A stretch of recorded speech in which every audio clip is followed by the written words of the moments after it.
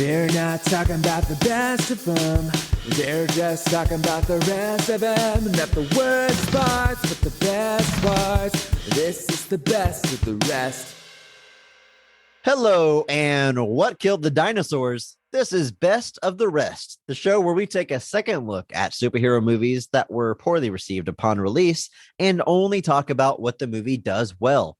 It's sometimes a challenge, but always a good time.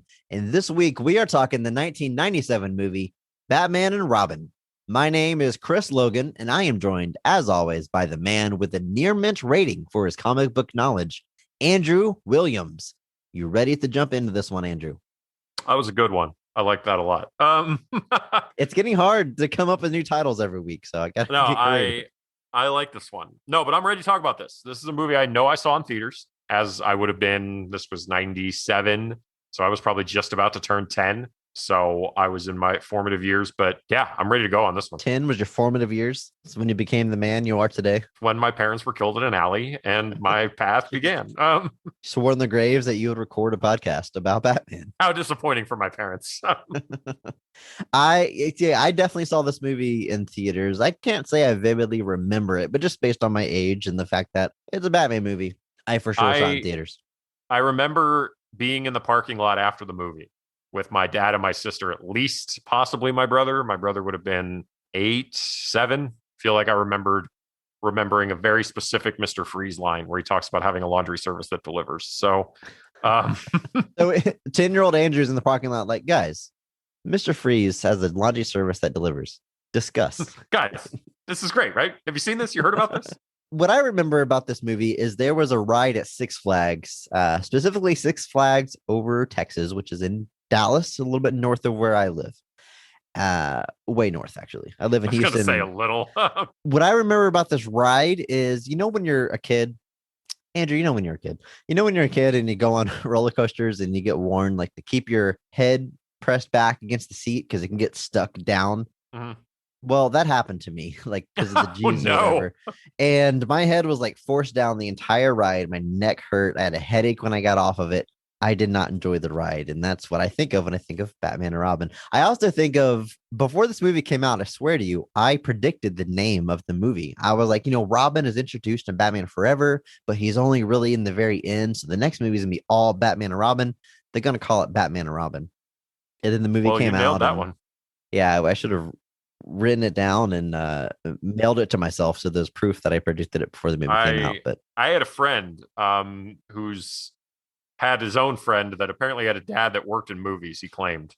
And I always thought it was like one of those things where your friend tells you, you're like, yeah, sure, right, of course. And your friend knows the guy who works on a Batman movie. Of course he does.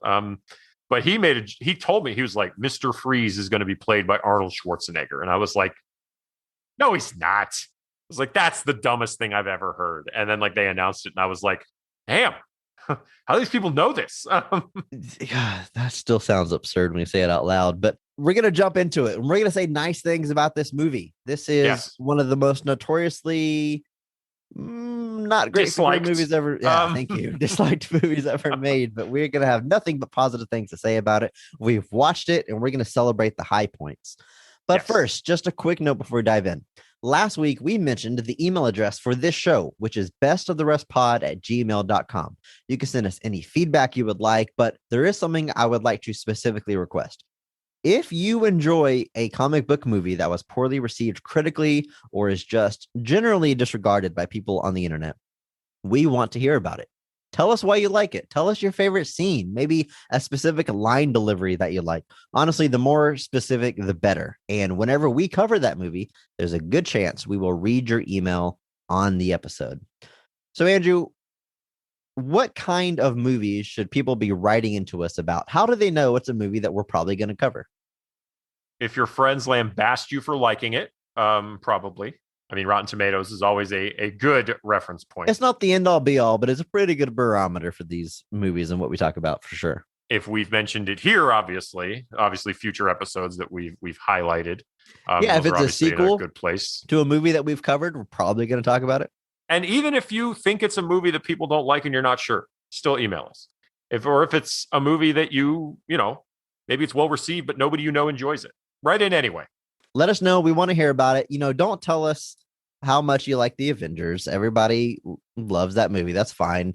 Don't tell us that you think Heath Ledger is the Mark Strong Award winner for The Dark Knight. Of course he is. We're probably not going to do an episode on The Dark Knight, but those other superhero movies, the ones. Let us know about it.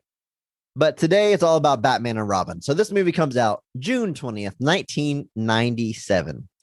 Other superhero movies released in 1997, you have Steel starring Shaquille O'Neal and Men in Black. And that's basically it. The 90s sure were a different time at the box office, weren't they, Andrew? They certainly were. The existence of a movie like Steel is interesting because Steel was birthed as a spin-off of a Superman movie that was never made. And it ends up starring Shaquille O'Neal. Stuff like that is always interesting when that's kind of how Catwoman is. Catwoman is supposed to be a spin-off of Batman Returns and ultimately morphs so much over time that it becomes its own thing. You know what? If you like Steel or Catwoman, write us an email and tell us why. Tell us why. Batman and Robin. It's got a budget of $160 million, the highest budget of this franchise. A quick rundown. Batman 89, just a $48 million budget, which is crazy. That's basically a low budget movie. And it made a $411 million at the box office. Still the highest grossing of this franchise. Batman Returns had an $80 million budget. Batman Forever, $100 million. So it's creeping up there. But finally, Batman and Robin, studio goes all in. They financially back at $160 million. Only brings in $238 million at the box office. Not quite a flop or a bomb, but certainly well below what they had hoped for. Sure. This movie is famous or infamous for being received so poorly. Rotten Tomatoes has it at a 12%. Their synopsis reads, Joel Schumacher's tongue-in-cheek attitude hits an unbearable limit in Batman and Robin, resulting in a frantic and mindless movie that's too jokey to care much for. And I'm pretty fascinated with that wording. The fact that they say it reaches an unbearable limit, because basically what they're saying is Batman Forever is one thing, but this is pushing it a little bit too far. Andrew, how would you say the public perception of this movie is? It's definitely, we've touched on it, but it kind of ruins the mystique of Batman in a lot of ways. It makes it, doesn't take it seriously. It kind of turns it into a big joke. Yeah. I think this movie is at the top of a lot of people's list of worst superhero movie of all time or worst comic book adaptation. It's listed at number one a lot. I think there's one movie that came out after this that might have dethroned it. But this is always brought up when you talk about quote unquote bad superhero comic. Yeah. Clooney has spoken negatively about it. Schumacher himself has kind of apologized if it wasn't something you enjoyed. Not so much an apology for the movie, but kind of one of those, I'm sorry I made you feel that way. But yeah, it's not a movie that is very positively spoken about. But that changes today. It does. The movie was written by Akiva Goldsman, who also wrote The Client and Batman Forever, both Joel Schumacher movies, as well as A Time to Kill, which is another Joel Schumacher movie. And he goes on to write A Beautiful Mind and I Am Legend and many, many others. A lot of credits to this guy's name. So he gets an Academy Award for A Beautiful Mind. Yeah, so definitely not a scrub. No. Now, Schumacher, we talked about plenty on the Batman Forever episode. And again, I just want to reiterate, the man, he gets known for, especially people of our generation, for these movies, for Batman Forever, for Batman and Robin. He gets known as the man who put nipples in the bat suit. Just very reductive things that are very unfair for a man with such a long and varied filmography as his. I mentioned A Time to Kill a second ago, a movie that he makes in between Batman Forever and Batman and Robin that could not be more different tonally and in every other way. Absolutely. It's a completely polar opposite. But it's during the making of that they hatched the plan for Batman and Robin. Which the idea of that, shooting a scene with the content of that movie and then yelling cut and then walking aside and be like, all right, so I have this idea for Batman. Batgirl. Schumacher, one thing I do want to say about him, he does what's right for the project. These Batman movies are full of neon and bright colors, and he's doing what he thinks is right for a superhero fun movie. And then he turns around to something like A Time to Kill or Flatliners, which is a totally different approach because that's what's appropriate for the project. So respect for the man for that. Rest in peace, Joel Schumacher. Yes. All right. Let's talk Batman and Robin. The plot of this movie: Gotham has a new villain in town by the name of Mr. Freeze. Batman and Robin work together to take him down, only for Mr. Freeze to break out of Arkham with the help of Poison Ivy and Bane.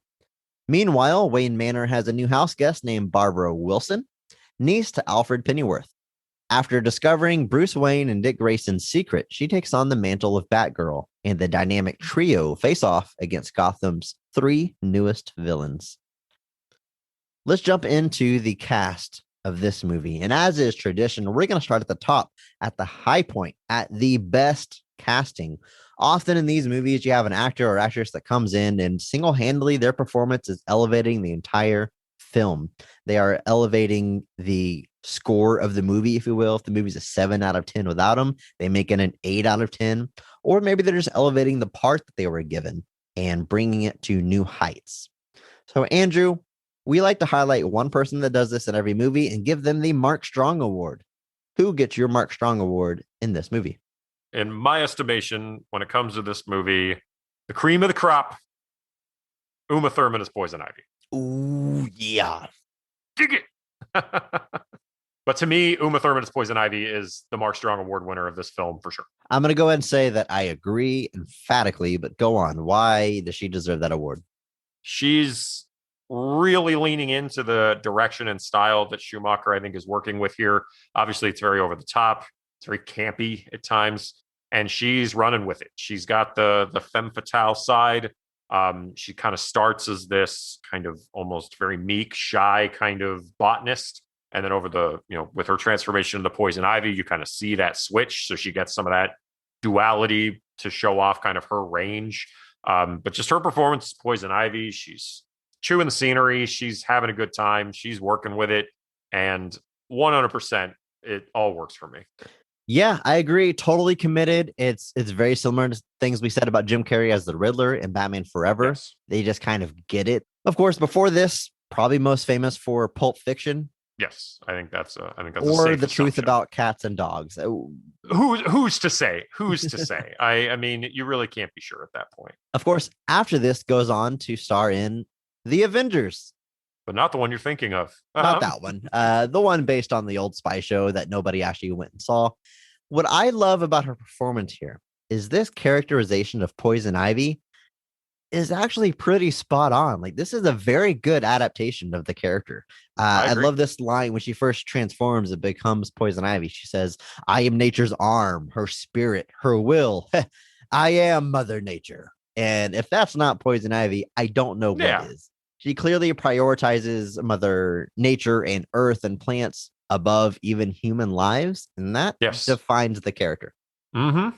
It's very well done, and that's the thing I think gets lost. But the version of Poison Ivy here in this movie is pretty good. Yeah, so not only is she like good over the top, for what Joel Schumacher is going for, but you could take this character, this adaptation, and almost any adaptation of Batman and play it exactly the same, and it's going to play well. Now, did you notice this, Andrew? I watched this movie with my wife. She normally, we actually have episodes coming out now at the time of this recording, and she's been able to listen. And she's like, "You bring me up like once an episode." And I'm like, "Yeah, well, normally, who is married to who or some fun tidbit that I can use." And she wanted to call her shot this time. So we finished the movie, and she was like, "Chris, did you notice Uma Thurman's costume?" I didn't really know where she's going with it. She says, throughout the movie, she wilts. She starts off all green, like a vivid green. Her eyebrows are like leaves, like green leaves. And then later in the movie, it starts to fade, and the eyebrows are more like a light brown color. And then by the end of the movie, she's wearing red and orange before she meets her demise. She wilts throughout the movie like a plant. No, Chris, I did not notice that at all. I had no clue, and I just, even as a kid, I remember just being like, "Why is she randomly in a new costume?"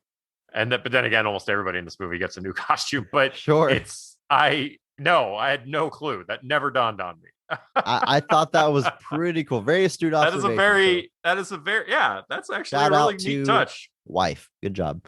Good job, Chris's wife. And also the costume designer, whoever came up with that. I mean, that's cool to put that much thought into a character's costume that most people are not going to recognize. I bet they were thinking in 1997, like one day there's going to be a podcast and someone's going to pick up on this. That day has come. We got George Clooney as Bruce Wayne, aka Batman. What? Yeah, I think he did that on Batman Forever. I know I did. I'm doing it again. So he takes over the role from Val Kilmer, who turns down reprising the role. So this is now our third Batman in this franchise. What do you have to say about what he's doing here? This is a hashtag positivity podcast, I mind you. George Clooney, what do you think? As Bruce Wayne, I actually think he's really good. I think he gets that kind of hamming it up for the crowd, like making the quips, the jokes, all of that. I think he does a good job at that. I also really like his dynamic with Alfred in this movie. Yeah, they give Alfred a lot to do. This is definitely Michael Goff. I want to correct myself from Batman Forever. It apparently is Michael Goff, not Go. And Michael Goff is definitely, this is his best performance of the series. He gets a lot more to do here than he does in the other movies. But you really buy that there's a kinship between Clooney and Goff. Like, you believe that there's a history between them. They have some great scenes together that we'll talk about a little bit later. But as Batman, obviously, we're playing this differently. This really does feel more like an Adam West type Batman, where there's not quite as much of a dichotomy between the characters or between Batman and Bruce Wayne. Yeah, the performance is very much the same, whether he's Bruce Wayne or Batman. And I agree. He definitely shines more as Bruce Wayne. Yeah, I think there's stuff here that he does a really good job at. What's interesting looking back is like George Clooney is a huge Hollywood star now, but in 1997, not so much. He had started plenty of movies before then. Movies like Return of the Killer Tomatoes in 1988 or From Dusk Till Dawn, which has certainly taken on a cult status, but wasn't lighting up the box office at the time. He was definitely most known as a TV star. And Andrew, did you know he starred in a show called ER in 1984? This is a different ER than the one we got in the 90s, that he is most known for, but is apparently a sitcom called ER about an emergency room starring George Clooney. Lasted one season, I think. 1984. How bizarre is that? Extremely. Apparently, I was reading. There's one other cast member that was in both ER, so just very bizarre. But of course, the one he is known for, I think he was a regular on it from 1994 to 1999. So while he's making this movie, of course, a more dramatic show, not a sitcom. Also, I think his performance the year after this, he does a movie with Steven Soderbergh called Out of Sight that I don't know if you've seen. I have not. Should I? I recommend it. Yes, highly. Okay. I think that's ultimately what becomes his breakout moment. I think that's the one that really kind of, From Dusk Till Dawn, Batman, Out of Sight, launches him to the bigger things and kind of helps him move to the movies. But Ocean's movies, of course. Yeah, stuff from there. Obviously, he worked with Soderbergh a couple of times. And became like genuinely a movie star. Chris O'Donnell plays Dick Grayson / Robin, reprising his role from Batman Forever. And I think he does a really good job. I think he's much improved from Batman Forever. He was fine in Batman Forever, but he seems so much more comfortable in the role. I think he's got a lot of good back and forth with George Clooney in this movie. Just seems more relaxed. In Batman Forever, he more like has like an edge to him, I think, that holds him back. And now he gets to be the hero. He's still got some anger and resentment, I guess, towards Bruce Wayne. So he still has a little bit of that edge, but he gets to show a lot more sides to the character. And I think he does a really good job. Like I said, an improved performance from Batman Forever, in my opinion. In Batman Forever, we kind of talked that version of the character was kind of a merging of Dick Grayson with some aspects of Jason Todd. Yeah. This one, I think, moves it a lot more back towards the Dick Grayson side of things, kind of showing that tension between him and Batman and kind of that mindset he's in kind of when he leaves to become Nightwing. So yeah, I actually think he gets a lot more to work with here. Obviously, the feeling like he's in Batman's shadow, they play with that a lot here. And I think, I agree. I think he's much improved over Batman Forever. And you look at a suit, it's basically the Nightwing suit, just instead of blue, essentially it's a Nightwing suit, which Chris O'Donnell says he still has one of. Apparently, after they finished, he was like, I want a suit. And they're like, all right, we'll send you one. and this giant wooden crate apparently shows up with the suit in it. And I think he was on Conan or something. And he's like, what do you do with that? He's like, it's still in the box. What are you supposed to do with that? Yeah, Like, that's cool. I would love to have. it's like, what am I going to do? Put it on display? And he's like, then I'm going to reveal those aren't my real abs. I would dress it. I would wear it every Halloween. I would just reprise my role. 100%. All right. Now, you mentioned it earlier, but we got Arnold frickin' Schwarzenegger as Dr. Freeze / Mr. Freeze. When he becomes a villain, he drops the. I was gonna say, I just noticed. I was like, wow, you did all that work to get the doctorate, and then suddenly become a villain. You don't want anybody to know. I don't even know. Would Dr. Freeze have been as menacing a title? Yeah, like what, Dr. Phosphorus? That's a villain, right? Yeah, sure. Anyway, Arnold Schwarzenegger as Mr. Freeze. What bizarre 1990s casting we have here. Especially when you look at some of the people that were like apparently up for the role. Like apparently like Ed Harris, Anthony Hopkins, and Patrick Stewart were all considered for it. And like Patrick Stewart is like the physical embodiment of like what the animated series Mr. Freeze looks like. Yeah. Like he's perfect. And I guess Ed Harris and Anthony Hopkins definitely moved towards that.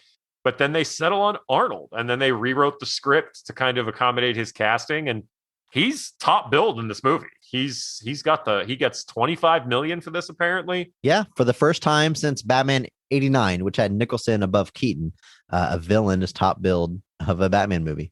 I think Superman the movie actually is similar, where not the villain but Marlon Brando, who plays Jor-El, is top billed, and then Gene Hackman. So the villain and Jor-El are both billed over Superman in Superman the movie. It's funny you bring up Marlon Brando, because this does remind me of Apocalypse Now, where Marlon Brando was by far the highest paid actor, but only showed up to shoot scenes at the very end of production for just a few weeks. And the story of Superman's almost identical. Similar here. Arnold Schwarzenegger's paid a ton of money, does, as far as time on set, the least amount of work of any of the stars. But hey, it's Arnold freaking Schwarzenegger. Apparently that prosthetic took 6 hours a day.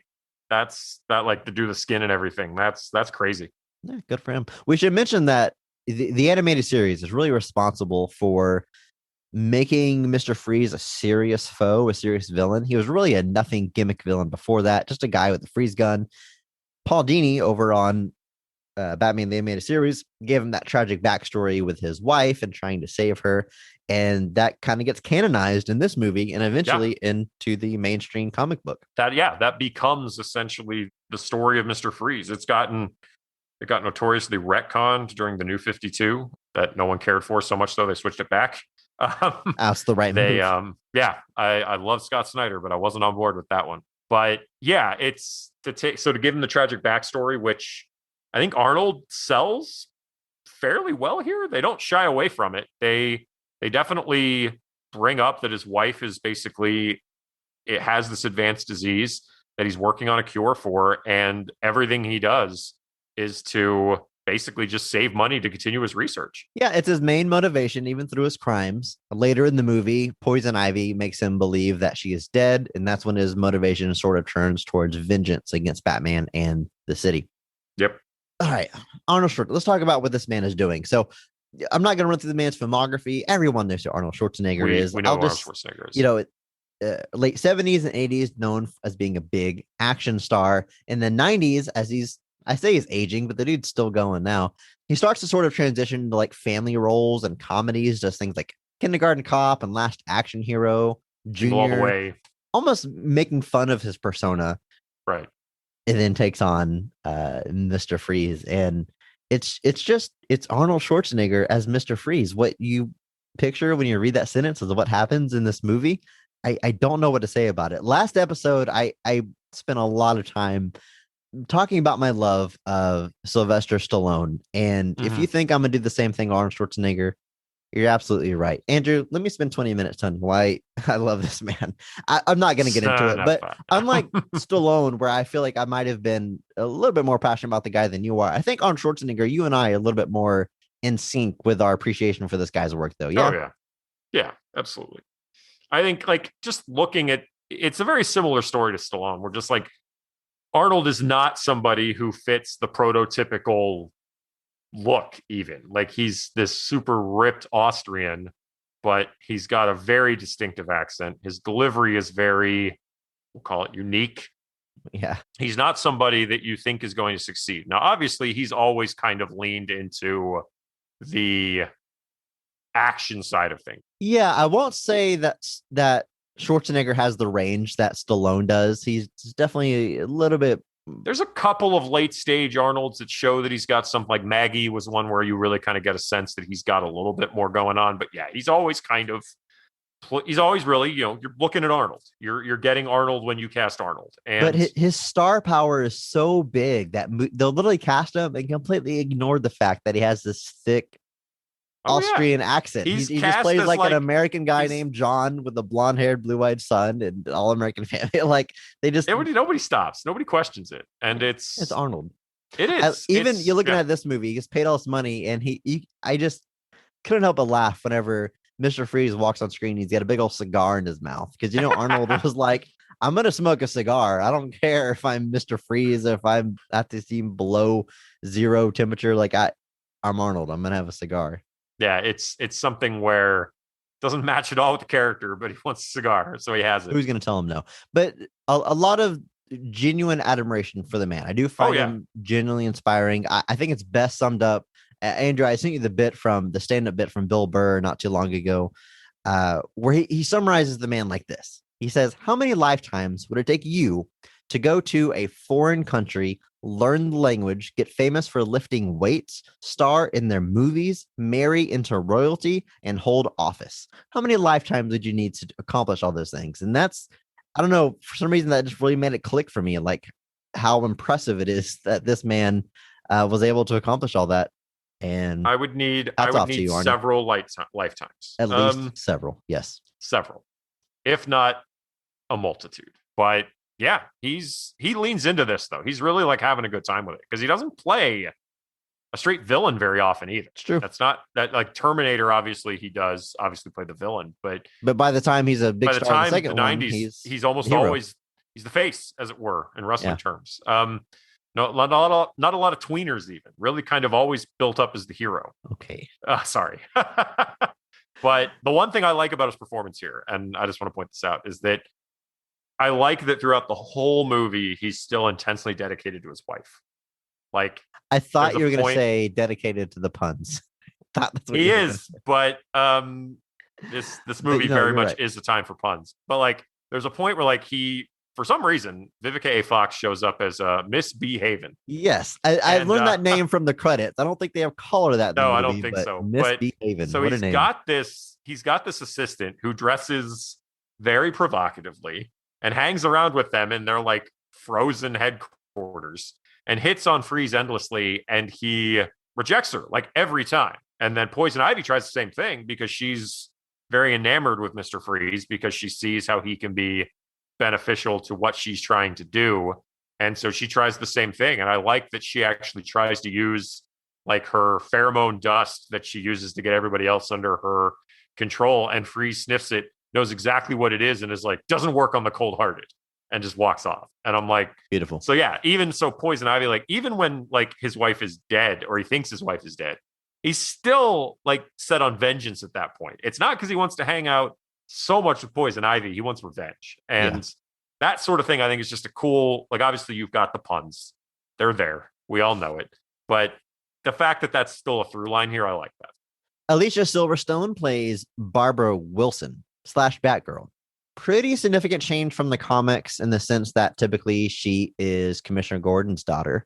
Yes. But I really don't mind the change here. The Commissioner Gordon of these movies would be a little weird if suddenly introduce a daughter, and he's a much different characterization. I'll say that. So make her related to Alfred instead. Sure, why not? A lot of the same similarities there. She's still a spunky girl who can take care of herself. I think she still embodies the spirit of Barbara. This is another one like George Clooney will all say that she shines more as Barbara than as Batgirl.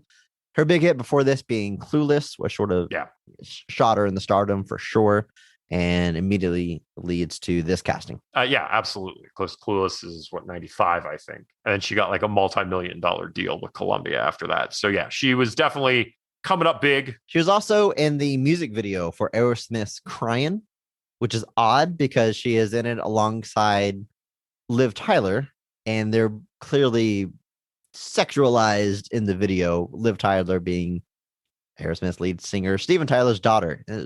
Very strange casting there. Just a bit, a little strange, but no, she's given, I guess, kind of, she ties into Alfred's plot in this movie with her wanting to kind of free Alfred from this, as she sees it, kind of life of servitude, where she thinks that he can't be happy here. So she is trying to save up money to get him out. Save up money by participating in illegal underground street racing. Run by Coolio. Who is only referred to as Banker in this movie. But there's a rumor out there that this character was going to be revealed as Jonathan Crane and become Scarecrow. And I would have put too much stock into this because I kind of tracked it down, the source of this. And it comes from this random interview that Coolio does years later, where he says, and I quote, "The only reason I did that part was because they promised me the villain part in the following Batman, which they didn't do because Joel Schumacher, they fired him. Me and him didn't get along that great anyway. The next Batman, the villain was supposed to be the Scarecrow. So people sort of took that and ran with it and assumed that would be him as the Scarecrow. There certainly was a fifth movie planned. There's plenty of details out there about it, and it was going to involve Scarecrow. I personally doubt we would have seen Coolio as Scarecrow, but you know what? Maybe. Who knows? Who knows? They got Arnold Schwarzenegger to be Mr. Freeze, so who knows? We already talked a bit about Michael Gough as Alfred Pennyworth. Does a great job here. Definitely more than any of the other movies is playing up that fatherly, paternal role to Bruce Wayne. And that comes into play a lot. They get some flashbacks together with the young Bruce Wayne. And it's great. I considered him for the Mark Strong Award. He's definitely probably was my runner-up for the Mark Strong Award here. He gets a lot more to do here than he does in any other movie. Obviously, his plot of this movie is he knows he's dying and he's trying to seek out his brother, seemingly so that his brother can start working for Batman. Right. But it's just a little strange. But he's like I said, you really buy the kinship between Bruce and Alfred in this movie. I like those flashbacks because, one, they're not to his parents dying. Yes. But they're like just Alfred, like Bruce falls in the hallway or something. Like they're just very small. Yeah, he just gives them a hug. Not like, like they're not trying to like build up that like Alfred is like this like savior type figure almost. They're just trying to show that like even in these little moments, Alfred was there, but more so we're showing that Bruce remembers all of this too. That like these are moments that Bruce remembers and keeps close to himself. So that stuff all works for me. Pat Hingle returns as Commissioner Gordon. Not too much to say about this, except this movie completes his transformation towards that 60s Adam West Batman, Commissioner Gordon. His only role is to go, Batman, we need help. I mean, in the opening scene of this movie, he appears on a little monitor in the Batmobile and just lays it out for him. There's a new villain. His name is Mr. Freeze. He's at the museum. I mean, that's all that's being asked of him. That intro scene is like straight out of Batman, the 1960s Batman. Yeah. That whole scene. But yeah, his performance here is very adjacent to Neil Hamilton played Commissioner Gordon on the Adam West show, but very, very reminiscent of that. Serves really no other purpose except to be like, help, Batman. And he's gets a couple of other scenes here, but generally speaking, just not a lot to do here. John Glover plays Dr. Jason Woodrue, which is the name of the Floronic Man in the comics. They don't give him that name here, but they're drawing that parallel, which is pretty interesting. This isn't typically a character that is associated with the creation of Bane or Poison Ivy, but they very much put him into the mix of that here. I think just as a fun nod to comic book fans, if you know that name, you're going to, I don't know, get excited when he comes up in the movie. So I thought that was fun. Yeah. The actor, John Glover, also the voice of the Riddler in the Batman animated series. Pretty cool. Yep. Like I said, this is just one of those things where I think they were just throwing in a name. They kind of use that the plant thing kind of ties Woodrue, Bane, and Poison Ivy all together. Basically, Woodrue is the lead scientist at this Wayne Enterprises site who is working with Pamela Isley, and she's trying to do research into something about making plants more resilient, helping them survive. And Woodrue is manipulating that research into building some kind of super soldier serum, which he uses on a petty criminal to create Bane. So they're all linked together in this. Obviously, we do not see Woodrue become the Floronic Man. He is killed by Poison Ivy, but Glover is playing into that mad scientist thing real hard here. I think he's having a ball with it. He's clearly like he's got the big hair, like he's being super over the top, he's being super dramatic, like he's running with it.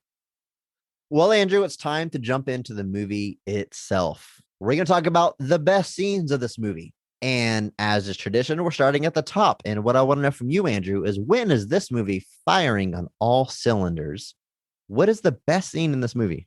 The scene that I'm going to point out, it's not even a scene with Batman. It's a scene with Bruce Wayne and Alfred. It's a scene where Alfred is kind of accepted his demise, seemingly. Alfred kind of knows the end is near and he's kind of bedridden. And Bruce comes and sits with him for a second. And they kind of have this conversation where Bruce kind of apologizes for not being able to save him.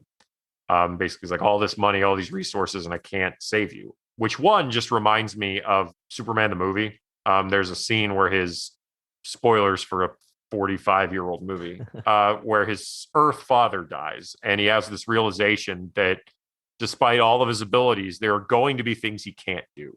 And this is a similar scene where like Bruce kind of realizes he's like, all this money, all this technology, everything, and I can't save you. And Alfred has some really great speeches here. One is kind of like death is not a failure. Yeah, I went back, I rewatched that scene, I wrote down the lines, and I will not do a golf impression, but this is what he says. It comes like an hour into the movie, and rewatching this, I know of the movie's reputation. I've seen it before. I am not expecting a scene like this to come up, but it really like just summarizes the entire mythos of Batman in like one scene. And what he says, he's talking to Bruce Wayne, and he says, "Death and chance stole your parents, but rather than become a victim, you have done everything in your power to control the fates. For what is Batman, if not an effort to master the chaos that sweeps our world, an attempt to control death itself?" That's just beautiful. That's fantastic. That's poetry. That's a lot of people will watch a movie like this, the Schumacher Batman movies, and if they're trying to defend it, they might say something like, just remember this is a different adaptation of this character. This maybe isn't the definitive Batman, and there's truth to that, but what he says right there really nails. Yes, that is the psychology of Bruce Wayne and Batman is summed up so well in that moment, and it's so emotional and delivered so well, and it happens in the middle of Batman and Robin. That whole sequence of just dialing it in and just kind of showing that, and like I said, the whole sequence just works for me. And it's and I forget what the first line is, but it legit starts with something like death is not a failure. Yeah, he says something like death is not a failure. Victory is fighting for what you believe in while you're alive. It's something like that. Exactly. It starts off that way, and then he goes into that tremendous monologue about just the nature of Batman, and it just hits for me. And then like you can see that George Clooney is sad without like doing like stereotypical like bawling. Like you see the sadness on his face, and like he says like right at the end, he's like, "I love you, old man," and just I think it kisses his cheek. Yeah, he like leans in, but like it's we've talked about this before, how that presidential speech in Independence Day feels like it's from a different movie. Yeah. Where it's just like you're watching Independence Day, then all of a sudden the president gives the most patriotic speech in the history of film. Gets you fired up and ready to go fight. Yeah. You're ready to like jump out your window and go fight these aliens yourself. This is a similar moment where like I'm watching this and I see this sequence unfold, and I'm legit just like, did I fall into like a different movie?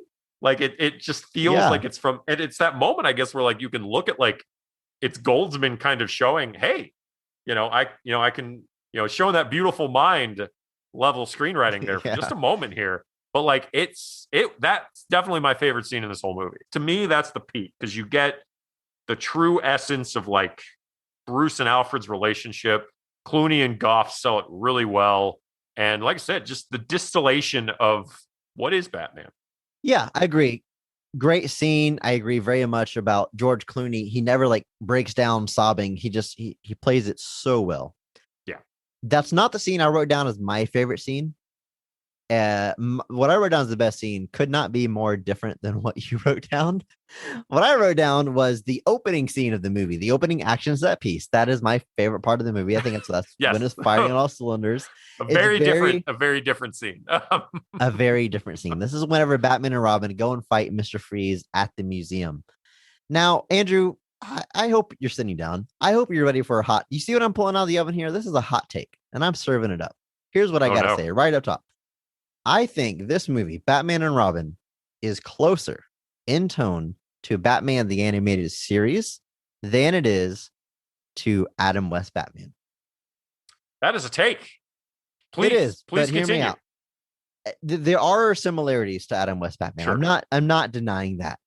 But you look at a scene like this opening set piece visually, if this was animated, hell, if this whole movie was animated in the style of Batman the Animated Series, you kept all the ice puns, you kept all the characterizations, and that was released as a movie in the Batman the Animated Series universe, nobody would bat an eye. Nobody, it would Nope. fit in perfectly. That animated series, I love it. Might be my favorite animated show of all time.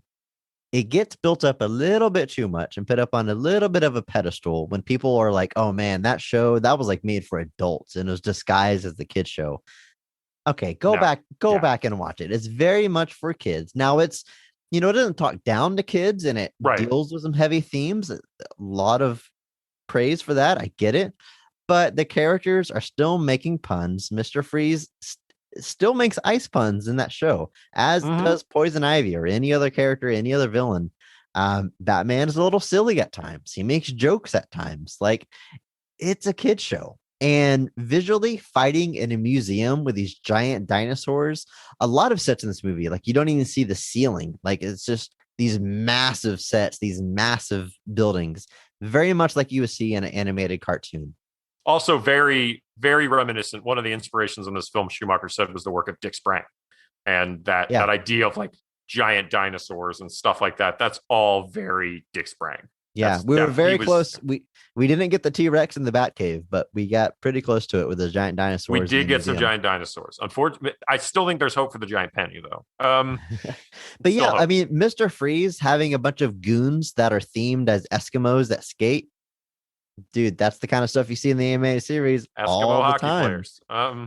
I love the scene. It's a lot of fun. I talked about how Gordon shows up on a screen in the Batmobile and introduces a villain named Mr. Freeze at the museum. Get there fast. And Batman and Robin make their fun entrance. Batman comes in through the ceiling and surfs down the spine of a Brontosaurus. Robin breaks into the wall riding his motorcycle, and the hole that he leaves in the wall is in the shape of the Robin logo. Yeah. Again, something straight out of a comic book, straight out of that animated series. And they fight the goons. Robin calls them the hockey team from hell. And I wish he would have said the hockey team from HE double hockey sticks, because this movie needed another pun. It was just one pun short. And I think that really would have worked. This really was the time for puns, and I don't think there's enough. Absolutely. But it's a pretty long set piece. It's like the entire first act of the movie. They fight in the museum. Mr. Freeze escapes in a rocket. Again, fits right in with the cartoon. So Batman joins him on the rocket to try to stop him. Mr. Freeze freezes Batman in place, jumps out the rocket. His wings come out. He flies back to the city. Robin has to save Batman. And this is the start of their great dynamic. Talk about, this is much more closer to Dick Grayson and his dynamic with Batman. Because as soon as he shows up to save Batman, Batman says, "Oh, I thought you would stay behind, round up some of the bad guys." And Robin's like, "Oh, how about happy to see you. Thanks for saving me." Not showing appreciation for what Robin is doing.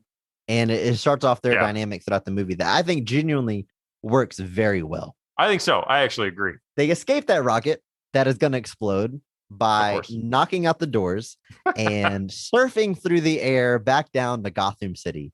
And the visual of that rocket exploding behind them as they surf in the air towards the camera. Mwah. So 90s. This movie came out not long after the Power Rangers movie, which in the beginning of that movie, the Power Rangers are skydiving and Tommy is on a surfboard in the air. Just randomly. I thought that was the coolest thing. So, air surfing, so 90s, right? Yep. Extreme, man. Yeah. It's that whole set piece is really, really fun. Like, obviously, like I said, a lot of that definitely feels akin from Batman, the 60s Batman show.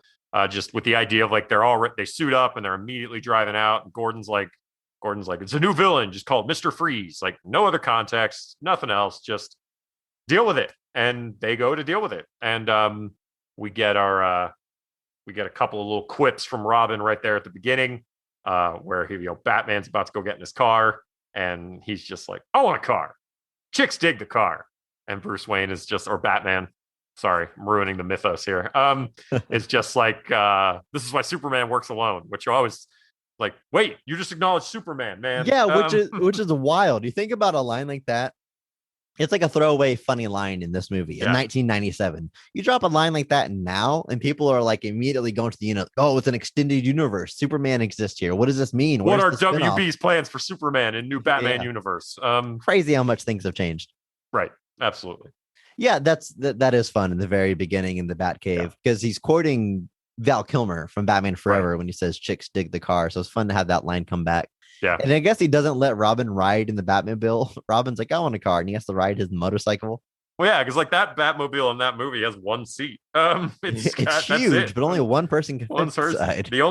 Michael Keaton was the only person who thought of a passenger, because I think Val Kilmer's is one seat too. I think it's funny because obviously right around when this movie's coming out, the Tim Burton Superman movie is like still percolating in pre-production, still an idea.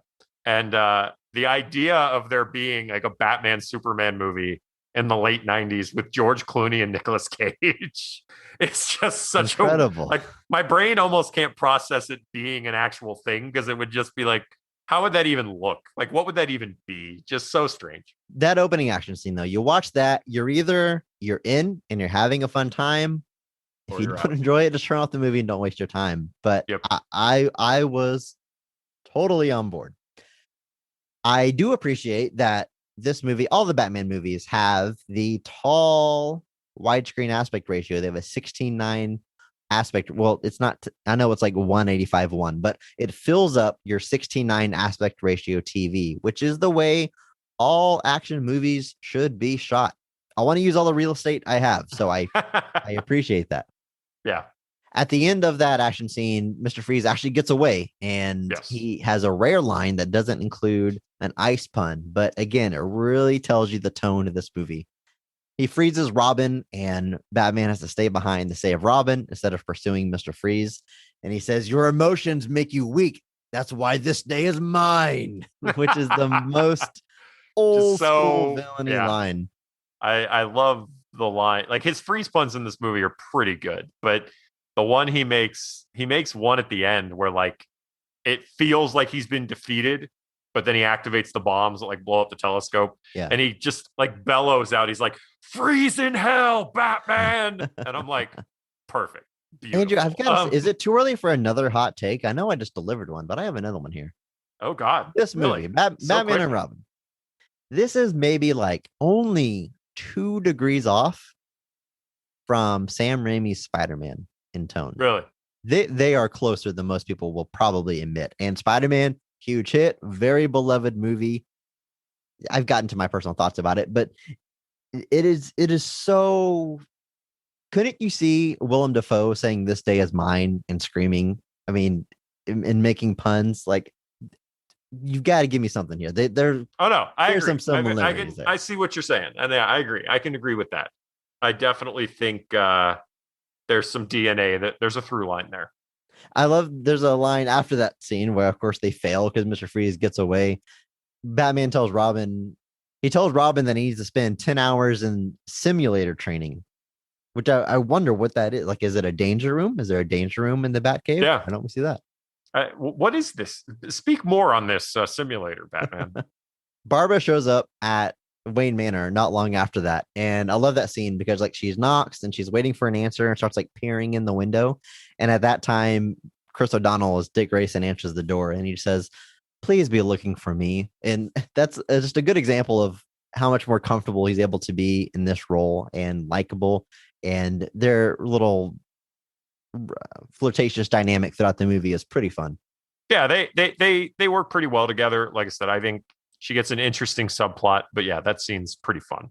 Yeah, that subplot. So it doesn't take her long to sneak out of Wayne Manor at night via movie classic, a bunch of sheets tied together to form a rope to go out the window, which I'm curious if anybody has ever done that in real life. If you've done that, if you've done that personally, please email us at our email address. Absolutely. Bestoftherestpod at gmail.com, everybody. But I'm curious if that would even work, but it's just such a movie thing. And of course, she's sneaking out to go race her motorcycle to earn money to get Alfred out of there. Sure, why not, right? I like that that Bruce like guesses the school she attends, and she seems all confused, and he's like, "It's literally on your sweater." He says it out loud. There's a lot of fun interaction. There's like some fun dynamic between the four of them, especially. Like I think they have some good stuff there. The freeze effects in this movie are actually pretty cool. They look 1997. I'm not gonna lie to you, but like his freeze ray, looks a little dated. But once the character is actually frozen, it looks really good. And I genuinely don't know how they do that. I mentioned Mr. Freeze freezes Robin at the beginning of that opening action set piece. Then you just have this frozen Chris O'Donnell that Batman picks up and puts into a pool to heat him up. And I don't know how they do that. It can't be actual Chris O'Donnell encased in plastic. Maybe it's like a wax figure, but those are extremely heavy. I don't know, but obviously a lot went into it. I did notice in the credits that they list, this is the line in the ending credits: Nora Freeze and Principal Copsicles by Rick Baker. Principal Copsicles. Yeah, they got a name for them. They're Copsicles. Copsicles. Amazing.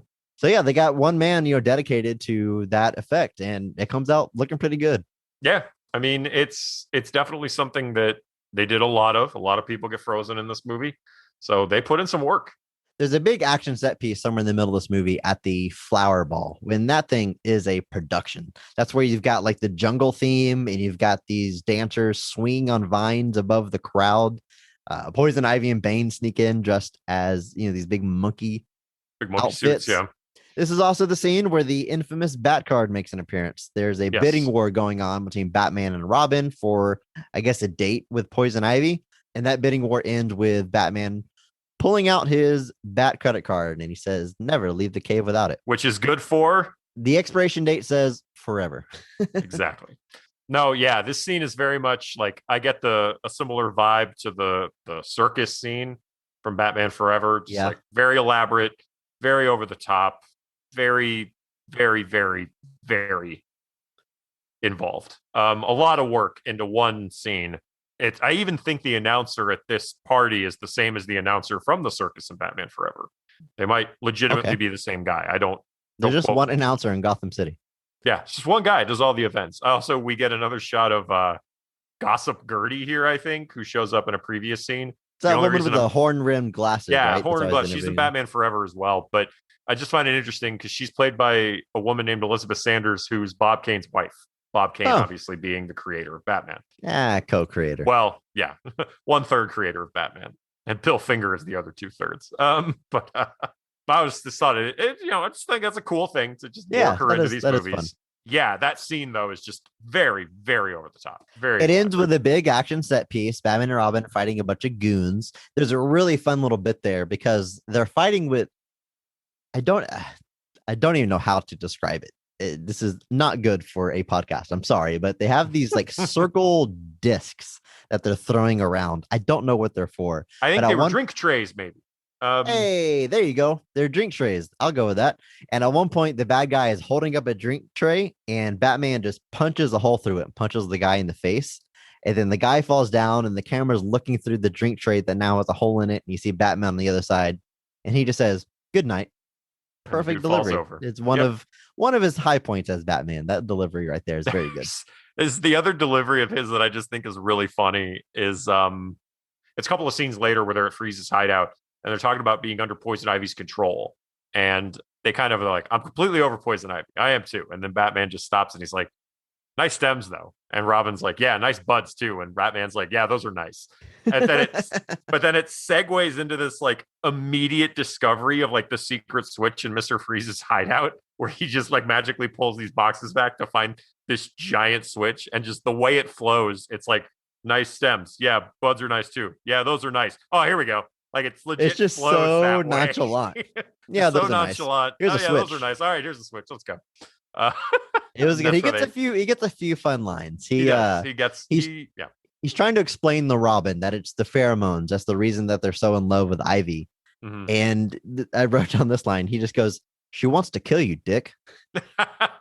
That's his name. And Dick Grayson. he knows what he's doing. They know what they're doing. It's like that line in Lego Batman, whenever Robin's like, "My friends call me Dick." Batman says, "Well, kids can be cruel." I'm gonna have to watch the Lego Batman again. But no, so yeah, there's some fun deliveries here.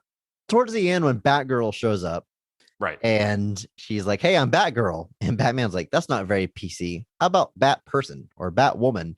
Which it's so weird to hear that dialogue in 97. Like, Yeah, it sounds like a commentary on like today's social climate. So it was funny that I think the idea of PC. like being PC was definitely gaining traction in the 90s, but it definitely is an odd thing to bring up here. I love that she's like, "Bruce, it's me, Barbara," and it's like he wouldn't know who it is. But she's like, "I found the Batcave," and Robin chimes in and goes, "Well, we have to kill her," and Batman just says, "Yep," and then they run off. And he's like, "Yep, we'll have to kill her later. We have work to do." Like that sort of stuff. Yeah, again, like you're leaning into it, you're having fun with it, and I like the gadgets he has in this movie. Like he's prepared for everything, and people like. It's always funny to me because that gets like people are like, how does Batman know he's going to need ice skates? And I'm like, because he's Batman. Yeah, in that very beginning, they're driving to the museum. Well, they're just driving on patrol. Yeah. And then Gordon's like, "Hey, there's a villain named Mr. Freeze." So they just learned about him. They go to the museum. The floor's covered in ice. They click their heels and ice skates pop out of their boots. They have heat rays and everything. And that's they're ready for Batman's all of it. He's prepared. But yeah, that's my point. Like people get all like, "Oh, well, how's Batman know he's going to need those things?" I was like, because Batman is prepared for everything. Yes. You literally say that for every other thing regarding Batman, including why he could defeat God. But when it comes to having skates for Mr. Freeze, suddenly it's too much. You know what's funny about those skates is you can very clearly see once they come out and they start actually skating around, there's a bunch of fog and stuff. Yeah. But they're clearly on rollerblades after that. And I wish they would have embraced that, just showed like the wheels coming out of their boots instead. Because this movie in 97, this was before the Heeley craze. This movie could have, talk about merchandising, could have launched the idea of shoes as skates or Heelys long before it actually came to be. So real missed opportunity there, guys. I say you could have made this movie profitable by spinning out the Heelys from it.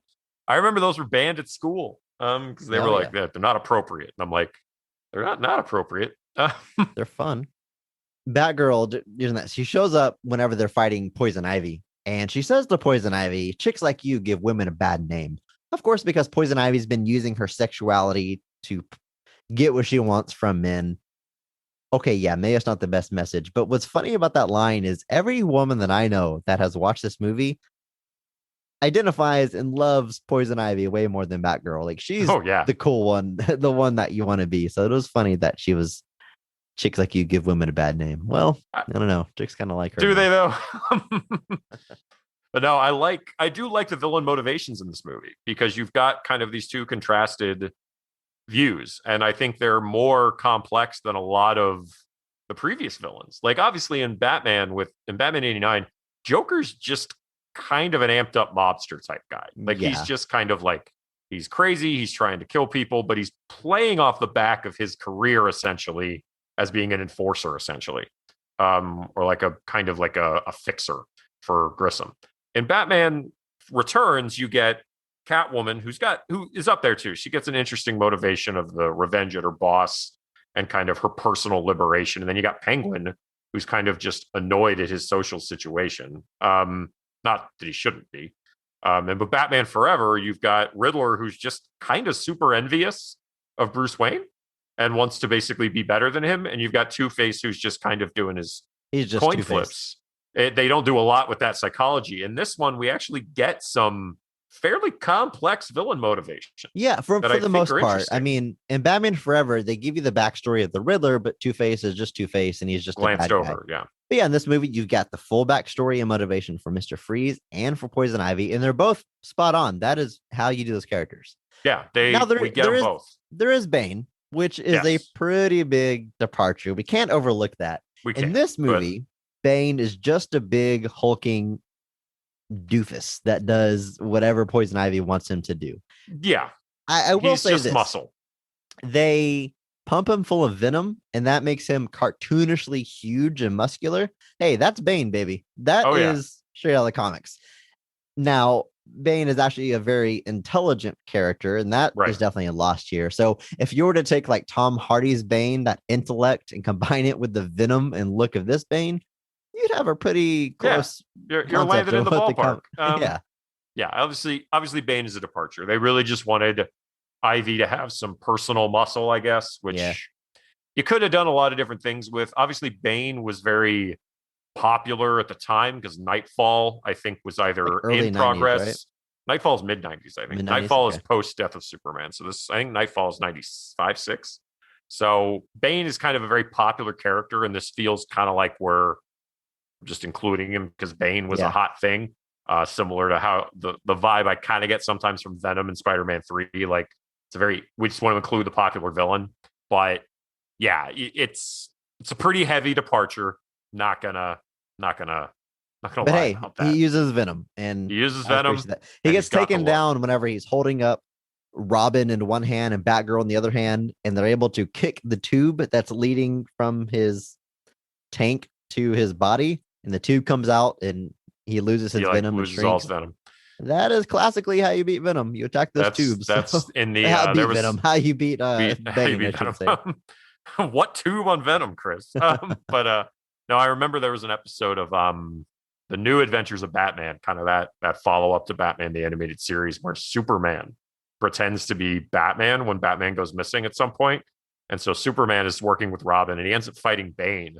And I remember Bane like throws this giant like statue at Batman, and he gets crushed by it. But then because he's Superman, he just lifts off the statue and throws it, and Bane is like, "What the hell?" Like, and then he ends up beating him. But that's what he does after he fought, because he's Superman. He can fight. Bane's nothing for Superman.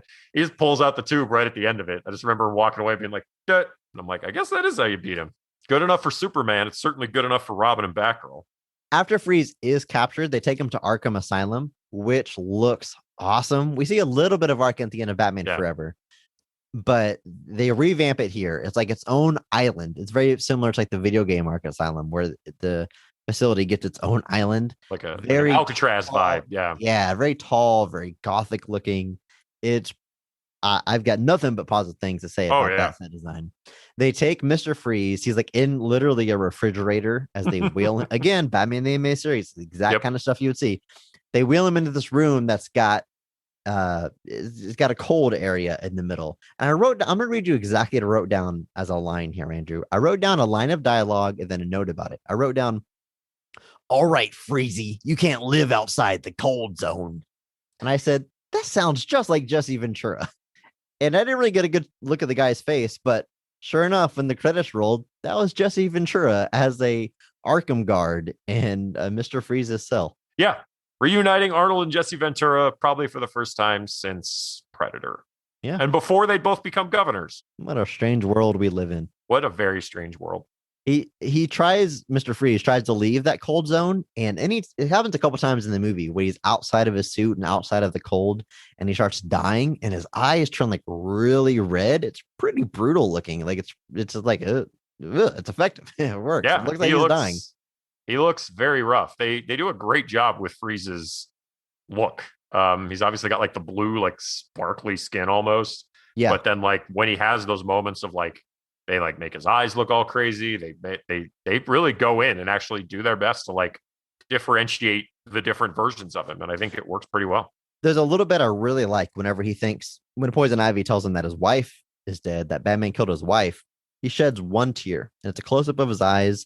A tear comes out, and then it freezes and flakes away as a snowflake, which is just cool concept that they actually developed for the Batman the Animated Series episode Heart of Ice, which introduces Freeze and his new backstory. And Paul Dini had said that they really wanted to do that the end of that episode, when he's in the prison cell, they wanted a tear to come out that turns into a snowflake, and the animation just couldn't do it. So I'm glad that concept came back around in this movie, and I don't know, Dini got to see his little dream come true. That episode is so good. So good. Man, Paul Dini, is there any man that has contributed more to Batman in the past what, 30 years. As far as modern Batman stories, he's contributed as much as any creator. You got Batman the animated series. He created Harley Quinn, which has just become such a huge character in her own right. Oh yeah, she's Creates become, this, for lack of a better comparison, she's DC's Deadpool at this point. yeah, Just a very over the top, bombastic character that has gained a huge following. creates this beautiful backstory for Mr. Freeze that has now become the de facto backstory for him. I mean, those two things alone, if that was his only contribution, is more than enough to make him above and beyond any other Batman creator out there. I also do want to point that Mike Mignola, creator of Hellboy, designs the Mr. Freeze outfit for Batman the Animated Series, which is also simple and extremely effective. A fun fact. But I did not know that. It's very cool. But no, Paul Dini, and then not only that, but then the Batman comics he's wrote are all widely appreciated because he went on to write like the main canon Batman for many, many years. So he's contributed a lot. Obviously, Bruce Timm contributed a lot through the animated series as well, being a visual designer on a lot of other things, including Harley Quinn's classic look. So, but no, Paul Dini has done so much for Batman. It's ridiculous. At the end of this movie, they've got to finally take down Freeze. He's got this giant freeze gun that's going to freeze Gotham.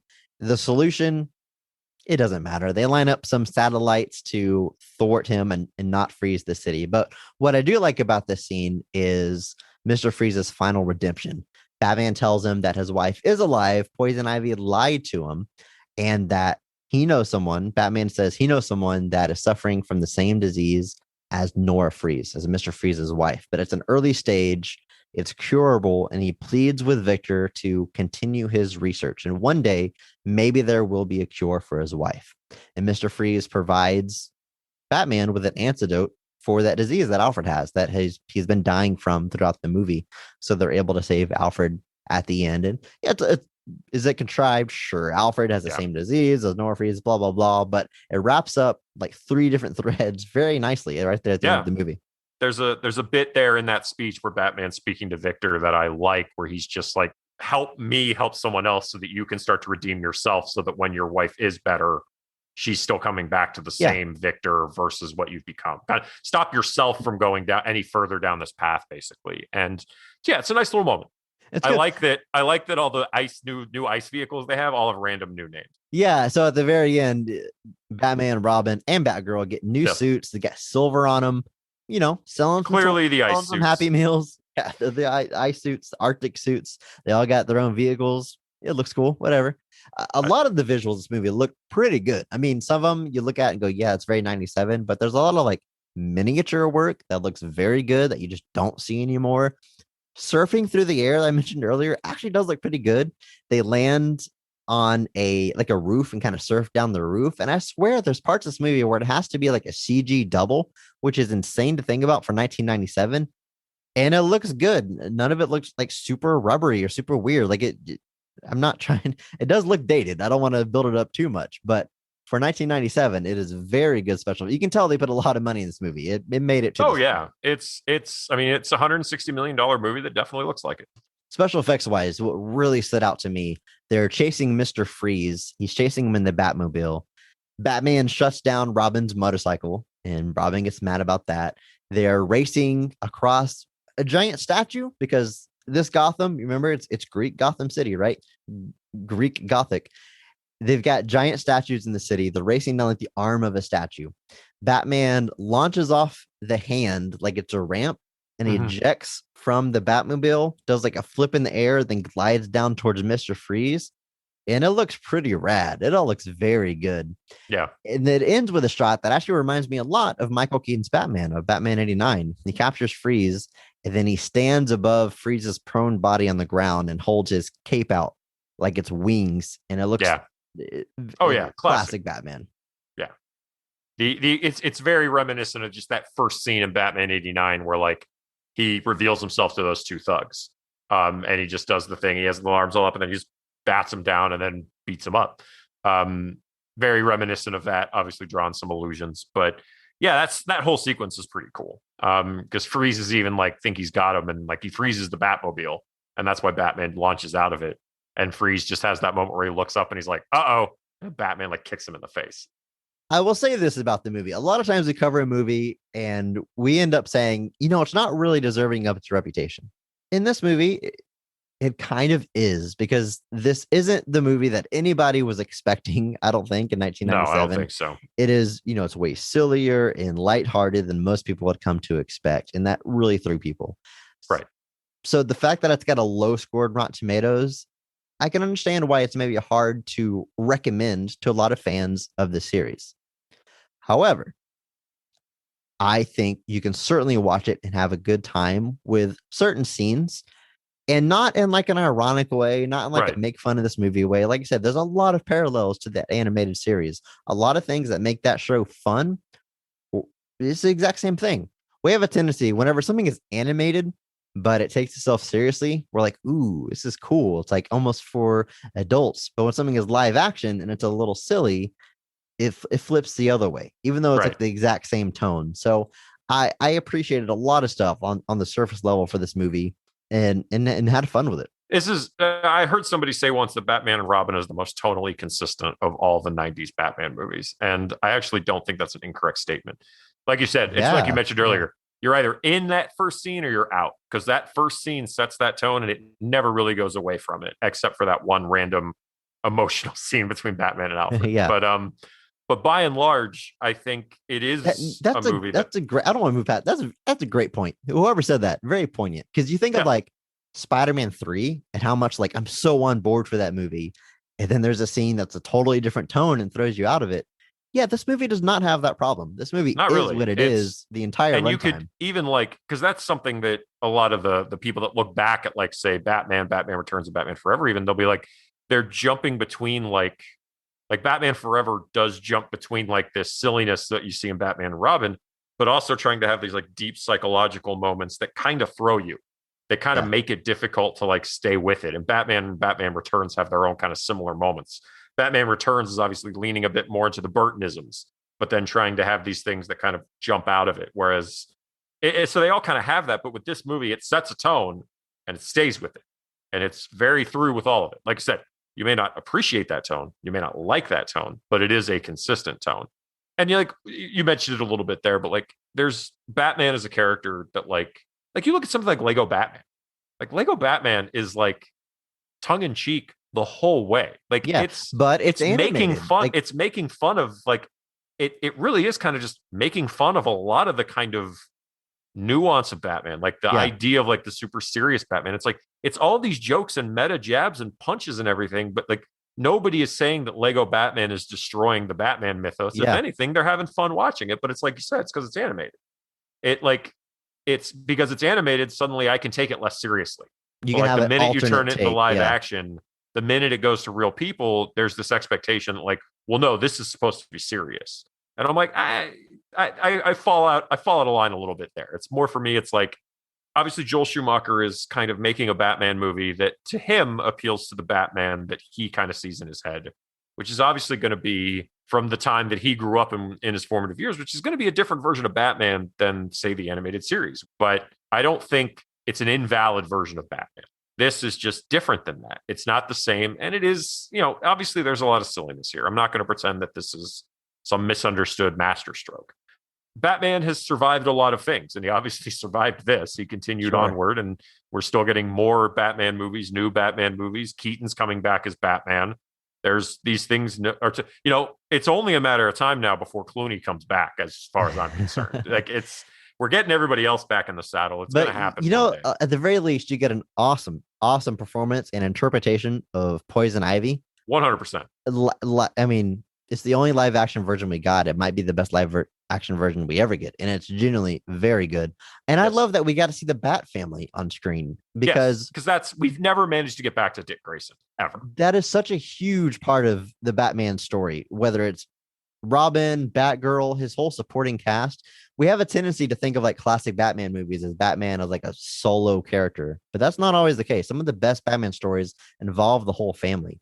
And I understand why an 8-year-old Robin would be hard to do on the big screen, but we get an aged up Robin here. We get Batgirl. We get some fun interaction with the three of them. I'm happy we got to see that at least once. Yeah, I think this movie came out in 97, so it's been 24 years, and we've never gotten back to Robin in a live action film. The most we've gotten is the suit of a dead Robin in Batman v Superman. we have never gotten back to film, that is, a live action Robin on film. Obviously, we have the Titans show and things like that, but we do have a Batgirl film that was just announced, being directed by the same directors who did Bad Boys for Life. That was actually just announced a couple days ago. So we seem to be accepting that there's more to do here. Obviously, I've heard about Nightwing films off and on for many a year, and I hope one day we get it again. It would be nice to see a genuine like Bat family wide film, because it's happened. There's plenty of stories that involve all of them, and it can definitely be done. I think that's going to do it for us this week. That was Batman and Robin. It is what it is, and it is a good time, if you ask me. And remember, maybe not every movie is great, but all movies have greatness. Thank you to Mark Benavides for singing our theme song. Follow him on Instagram at NotThatMarkAnthony. If you enjoyed this show, please rate, review, and subscribe. We certainly appreciate it. And share it with a friend. It's the only way we're going to grow. Follow us on Twitter at VOTRcast. Thank you.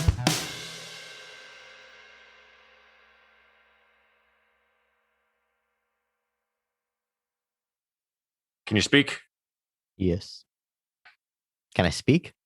Oh, you're asking me to speak, so you can test the headphones. Okay. Can I speak? All right. I got you on the new headphones. Okay. We can continue. Sorry. We already talked a bit about Michael Goff as Alfred Pennyworth. Yeah. Again, apologies for punctuation. Forget it. You already apologized. Yes. Okay. Barbara shows up at Wayne Manor not long after that. And I love it because she's knocking on the door and then she's like peering in it. Damn it.